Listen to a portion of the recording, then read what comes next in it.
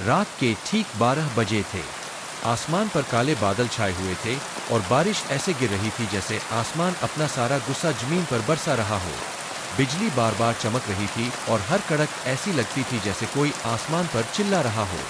सलीम एक सुनसान और कच्चे रास्ते से अपने गांव की तरफ जा रहा था। मोबाइल की हल्की सी रोशनी ही उसका एकमात्र सहारा थी। बारिश और ठंड से उसका पूरा शरीर कांप रहा था। रास्ते में अचानक उसकी नज़र एक पुरानी टूटी फूटी और वीरान हवेली पर पड़ी, जिसका बड़ा सा दरवाजा आधा खुला था। दरवाजे के पास एक छोटा सा बच्चा बारिश में भीग रहा था। सलीम ने हैरानी और हमदर्दी से पूछा, बेटा, इस बारिश में यहाँ क्यों खड़े हो? बच्चा चुपचाप सलीम को देखता रहा, फिर धीरे से बोला, अंदर आ जाओ, सब तुम्हारा इंतजार कर रहे हैं। सलीम का दिल कांप गया, लेकिन बारिश और ठंड से बचने के लिए वो हवेली के अंदर चला गया। जैसे ही उसने कदम रखा, दरवाजा जोर से बंद हो गया। ऐसी आवाज जैसे पूरी हवेली ने चीख मारकर उसे निगल लिया हो। सलीम ने पीछे मुड़कर देखा, बच्चा गायब था। आगे एक बड़ा सा हॉल था, जहां कुछ लोग पुराने जमाने के कपड़े पहने सोफों पर चुपचाप बैठे थे। उनके चेहरे बेजान थे, आंखें खाली और होठों पर एक अजीब सी मुस्कान थी जो जिंदा लोगों में नहीं होती।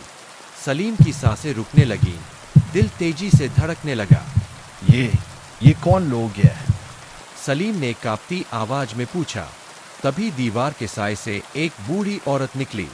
उसने फटा हुआ पुराना लिबास पहना था, बाल एकदम सफेद, आंखें पूरी तरह सफेद और उसकी सांसों से मिट्टी और मुरझाए फूलों की गंध आ रही थी। उसने धीरे से कहा, ये वो लोग हैं जो एक बार इस हवेली में आए और फिर कभी बाहर नहीं गए। अब तुम भी उनमें शामिल हो, सलीम। सलीम पीछे हटना चाहता था, लेकिन उसके पांव जमीन से जैसे चिपक गए थे। हवेली की दीवारों से अजीब अजीब आवाजें आने लगी, जैसे सैकड़ों बेजान आत्माएं सांस ले रही हो, चीख रही हो, हंस रही हो। अचानक एक तेज हवा का झोंका आया और सारे दिए बुझ गए। सलीम की आंखों में डर भर गया, उसकी चीख गले में अटक गई और फिर एक खौफनाक चीख अंधेरे में गूंज गई। लेकिन बाहर सिर्फ बारिश बरसती रही। आज भी वो हवेली वैसी की वैसी खड़ी है। दरवाजा बंद है और जो भी वहां से गुजरता है अक्सर कहता है, लगता है अंदर से कोई चीख रहा है, कोई सलीम। सीख। हर दरवाजा मेहमान नवाज नहीं होता। कुछ दरवाजे अंधेरे की तरफ खुलते हैं, जहां से लौटना मुमकिन नहीं होता। Like and subscribe for more.